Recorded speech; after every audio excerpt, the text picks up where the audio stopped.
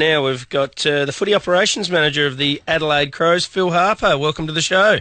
Oh, g'day, boys. How are you going? Yeah, good, Phil. Now, Phil, I have to speak up here because earlier in the show I gave the footy club a little bit of a spray, so I'd rather say it to you personally than go behind your back. That's fair enough. Go for it. But I just from where I sit, I think the club got it wrong this week with the Bernie Vince situation. I know you want this to go away and you probably think it's dragged on too long, but again, I read the paper today. He's on the back page. He's had to, fork out for 60 tickets for members. And, just from where I sit, I reckon day one, it's almost as though Bernie was absolutely 100% guilty until you actually found out what really did take place and what had happened. And the club came out and said, we're disappointed in him and rah, rah, rah. I reckon, I don't know. I don't think he's done it's all been said, Phil, I know, but I don't think he's done a lot wrong. And I can compare it to perhaps the bloke at the Melbourne Footy Club at the moment, and we know what he got up to. And their footy club has really stood by their player, 100%. Yet Bernie's, we read in the paper that you're disappointed in him as a club and all of that sort of thing. Well, I'll just quickly, and I don't want to spend the whole time talking about Bern, but look, and don't get me wrong, we love Bernie, and you're probably right. Look, in this incident, there's nothing much in it, but it's the culmination of many warnings for Bern, and look, we're all disappointed. The club's disappointed, and when I say disappointed, we're disappointed that the focus is back on Bernie again. The players are disappointed that the focus on Bernie, and you know what? Bernie's disappointed that the focus on Bernie. He just wants to be part of a team. I think really, in some respects, the media's got a bit to answer for in all this, because I think they need to check the legitimacy of complaints before they go with them, because I had 2 days of trying to work out what went on, while the bushfire was raging in behind me, sort of thing, and to find out that really not much went on, and it's a bit of a bogus complaint in the end was, there's a tiny little bit of, Bernie probably shouldn't have done what he did, but it's not a major thing. So why is he buying 60 tickets for people to go to the footy? Well, because he feels that and we feel that he's brought the club into disrepute, because again the focus is back on Bernie, because he did do the wrong thing. He did strip down to his boxes in a public place. Now, it's not a major thing in isolation, as I said before, Chris, but what it is, it's the culmination of a heap of things you got to think. And the great part about this one is Bernie said to me on this one, he said, you know what, Phil, I actually thought when I was about to do it, I thought, I probably shouldn't do this, but I looked around the pub, and quite rightly, I know all the guys here except for 2 guys up the front who were talking to my dad, so I should be all right. Yeah. But the good part is, 2 years ago he wouldn't have thought about it. This time he thought about it. And then next time he probably won't think. He'll probably think about it and just keep the pants on and do the rest. All right, just wanted to have my say. Fair enough. For what it's worth, Harps, we've had probably 20 or 30 phone calls this week, or maybe more than that, and not one person thinks he's done anything wrong. So I don't think all the members out there are unhappy about what happened from Bernie's point of view. Yeah, no, well, and that's fair enough, and we think it's possibly a bit harsh on Bernie too, but just remember, just appeal to the members to remember this is a culmination of a lot of things, and Bern knows that, and we know that, and the last couple of times been warning Bernie, warning, and what do you do? In the end, you just got to say, okay, enough's enough, let's do something and get on with it, and look, this might not change it either, because the next time will be worse, and that's why we put that in there, that it's suspension, and that's the last thing that any of us want. Yeah, and we did a bit of homework on this today, Phil, and we've worked out that if you had this sort of penalty and ruse day, you could have filled Amy Stadium Saturday night with tickets. For the tickets, afforded it too, which is the best part. That's correct. That's a ridiculous thing to say. It's very funny. Thank you very much. Harps, what sort of side are you putting in this week? Well, we've named our side, and it's pretty well exactly the same as last week's 28, although we had to drop 3 out from last week's 28, and the unfortunate ones to miss out were young Luke Thompson, Brody Martin and Chris Knights. Now, Chris Knights is a big out, because I think we all understand that Chris is probably in our best 22 when he's fit and firing, and it's possibly a bit of the match committee's fault in that, well, not really, he got injured prior to the first game, so he didn't play those first games against Carlton and Port, and then he's played 2 halves since. And so the match committee thought, look, it was better for him to play a full game with the Eagles and play some of the other guys that are a bit more match hardened at this time of the year. Gee, he just can't get his body right, can he, Chris Knights? At his best, he's a 50-goal half forward who is very hard to keep up with his speed, but we haven't seen much of it. Well, he's only played the 2 halves, and we've been pretty pleased with his 2 halves. So, but in the end, I mean, that's 4 quarters. We couldn't, with the amount of players that play a similar sort of role, we probably couldn't think that he was going to play more than a half again this week, and we just didn't think that was good for him if he wants to be in the side in round 1. Not when a guy like Ian Callanan comes on and did what he did last week. Gee, he was exceptional last week, and I know he would have played round 1 last year if he didn't tear his bicep, but he come on and had a huge impact on that game last week, Phil. Yeah, well, it certainly helps when you're coming on fresh against us, against guys that have played for half a game. But he wasn't playing on any mugs either. He was on Harry O'Brien there for a while, and Nick Maxwell for a while. So, and he was unbelievable. His half that he played for us last weekend was unbelievable. And to be honest, you see the ball coming into the forward line with his kicking, Paul Pleasure's kicking, and any wonder that there's a bit of a smile on the tall forwards in Tippett and Walker's faces. Phil, you might have found a player in Tom Lynch too, I reckon. Yeah, well, the boys joke a bit that he's always seems to end up with the ball 1 yard out straight in front. But you've got to read the play and be able to get into those positions, and he's done really well. Tommy's stayed into the 25 this week. He's another one that I think he's only played 6 games in his career at St Kilda. So he's really pleased to be in the side, and hopefully continue to do what he's done in all the games so far. Have you got enough big key defenders, Phil, or are you just waiting for Benny Rutten to come back? Do you think you're a bit skinny there, or will Talia stand up and fill that void? Oh, well, he stood up and filled it so far, but of course we'd love Ben Rutten back. I mean, Ben, he run third in the best and fairest last year, and is one of our great players. He's actually trained all week and he's been cleared to play. However, the Matchkabee just thought he was too underdone. He didn't do a lot of work before Christmas. He had a pretty big month in January, and then the foot got sore. Then he had the operation, has done not a lot in the last 6 weeks. So they just thought it was too big a risk to try and re-injure him again. So he'll either play for Westies or they might set up a program for him to be right for round 1. But I'd be surprised if he didn't play for us in round 1. What sort of crowd are you looking for on Saturday night? Can we get north of 25? Well, that's the plan. I mean, that's what we'd love. If we got north of 25, we'd be really happy.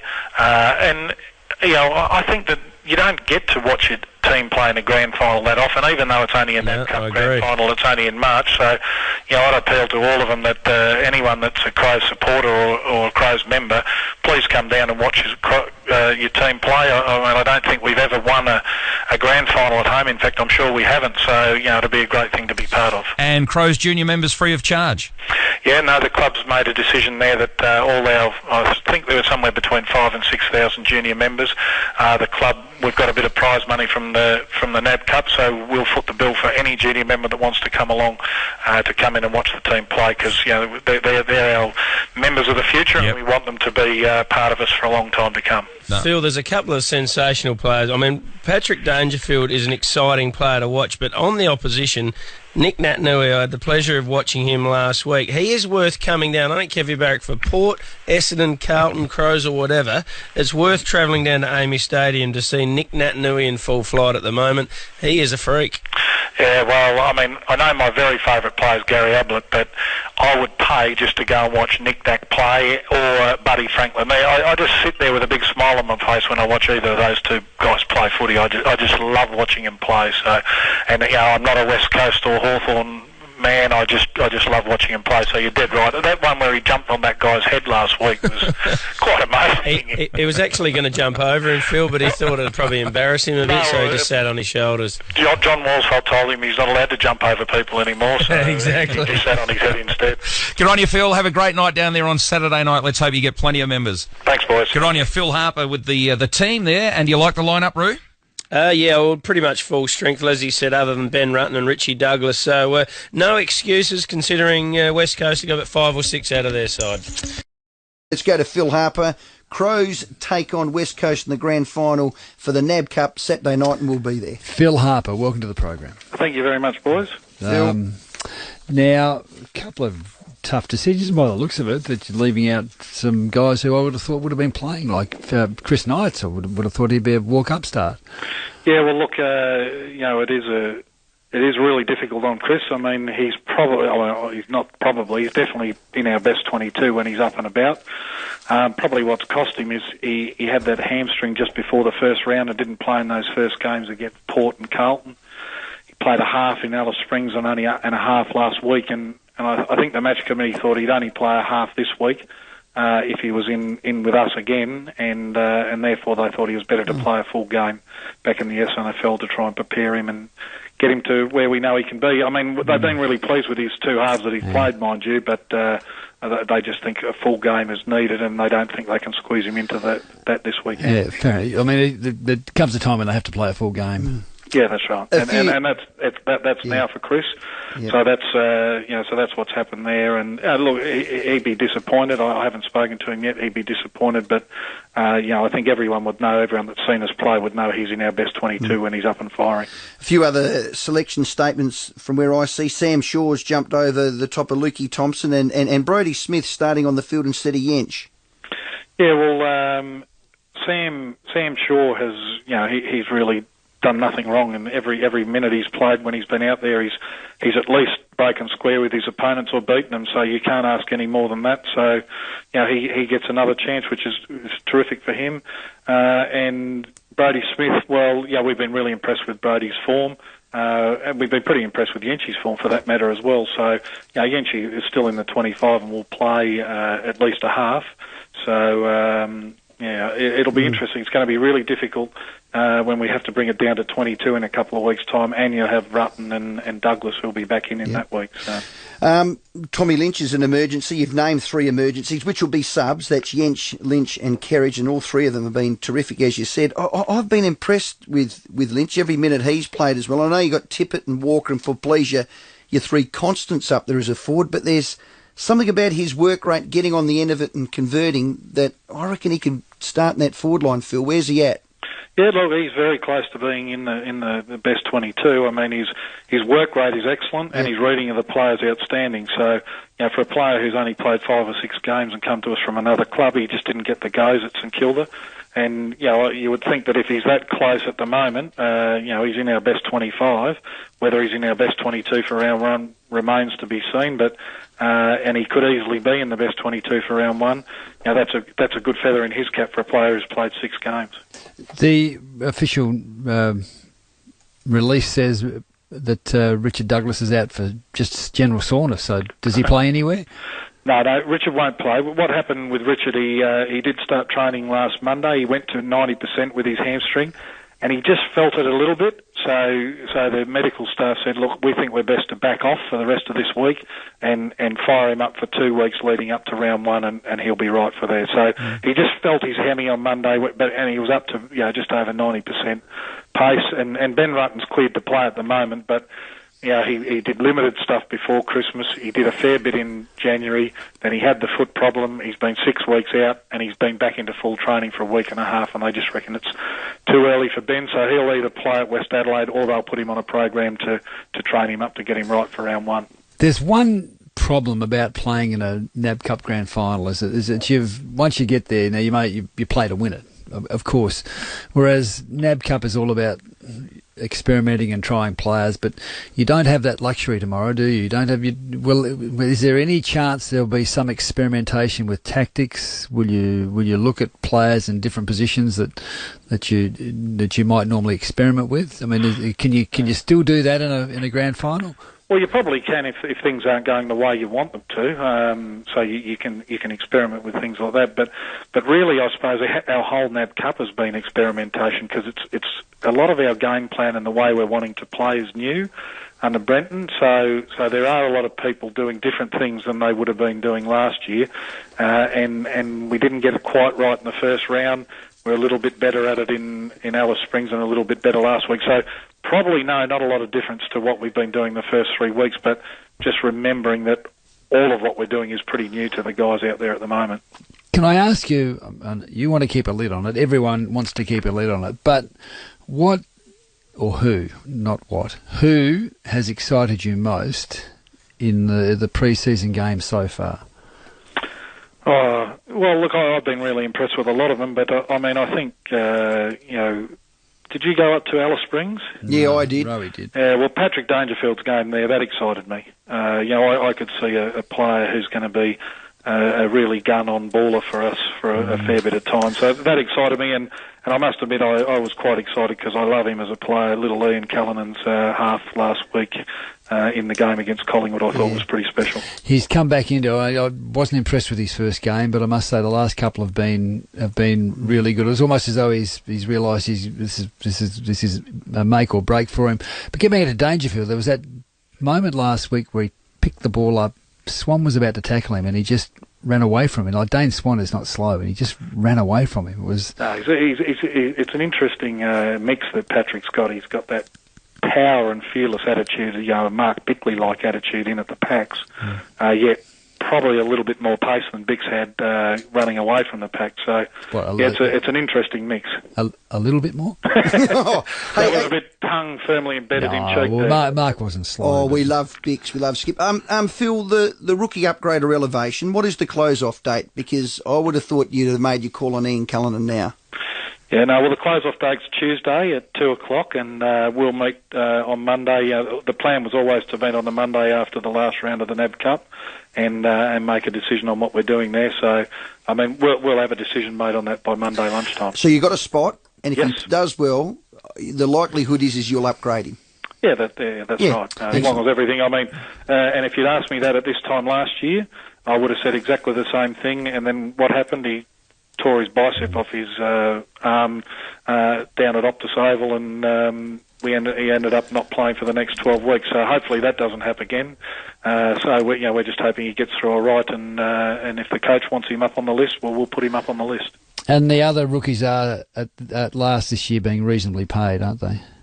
Yeah, well, the rookie wages went up a fair bit. I think, I'm not sure the exact number, but they went up a fair bit, and I think they go up a fair bit again next year. So, no, you're quite right, Graham. I think they were a fair bit under the odds. I'm not sure that they should be paid as much as the blokes on the actual list, but I don't think they should. The gap should be that great between where the guys on the list are and where they are, because they do all the same work. And Bernie Vince's Boxer Gate is all over, Phil. You've been as busy as you know what with Triggy sorting that one out, haven't you? Look, it has been busy, and in isolation, it's a very, very minor incident, but it's the culmination of a heap of minor incidents, and the club's disappointed that the focus has been on that rather than our team and where we're going. The rest of the playing group's disappointed with that, and so is Bern disappointed with that. So look, he's a great. I mean, you know him. He's a great lad, Bernie. But you could have knocked it on the head to say, look, this is the storm of the teacup, no issue. Well, what would have it would have been easier if I'd really appealed to the media to. And even your station there to check the legitimacy of the complaints before going to, because I'm there trying to work out what's going on, and in the background there's a bushfire behind me, sort of thing. So we gave it to you before any names were mentioned. Yeah, but then you mentioned the name straight after you gave it to me. No, we didn't. No. I think you did. No, well, not on the transcript I heard. Yeah. Anyway, well, look, whatever. I mean, it got out, and it got out of control, and it seems that the complaint was from a bogus person, and it's a bit harsh on Bernie, but he did do the wrong thing. The best part about this whole thing with Bern is that he actually thought about it this time. 2 years ago, he wouldn't have thought about it. This time, before he did it, he looked around the hotel and thought, I'm safe here. I know everyone in here. Yep, I'll give it a go, and then someone's complained about it. So why whack him with $2,000 then, if he did think about it? Well, because it's, as I said before, it's the culmination of a series of it's been, Bern, you shouldn't do that, it's a warning. Bern, you shouldn't do that, here's a warning. Bern, you shouldn't do that, here's a warning. And then here's another one that, you probably shouldn't have done that. Well, look, let's think of something that might help. We'll be giving him some counselling, because we just got to help him make better decisions. He hasn't killed anyone, he hasn't hurt anyone. Fair call. And we'll make him better, I'm sure we will. And he's a lovely bloke, and we'll make him good on all of those areas, and he won't do that anymore. Well, Phil, I'll apologise. I'm sorry for the Reese family bogus email that we read out, which we didn't mention any names, and we'll cop that. Yeah. Oh, it's not only when I say media, I'm not saying 5AA. I'm saying everybody. Let's just hold the horses a minute before we let it go hard, and let us check out any complaint like that and see if it's fair income or it's not. In this case, I don't think it was. Yeah, there you go. Thanks, Phil. Good luck Saturday night. Well Thanks, said. boys. Okay. Phil Harper, Crows Footy Operations See, Manager. we're in the bad books. I knew that'd happen. It wasn't us. Well, we're a team. You give those Whether blokes... it was Rooch or the other dudes, we're a team, and we've got to take a bullet for them. And I said to you on air, I was unhappy with that. You would not have done it, Cornsey. You say to me you wouldn't have. I would have read. You would have rang Phil Harper. No, I would have read the email as they did. I would have alluded to the issue. Okay. Like they did. They didn't mention the name. Okay. No location, which would have given it away. Did he just give us a little slap there? Yeah, but in the nicest possible way. Because he's a nice man.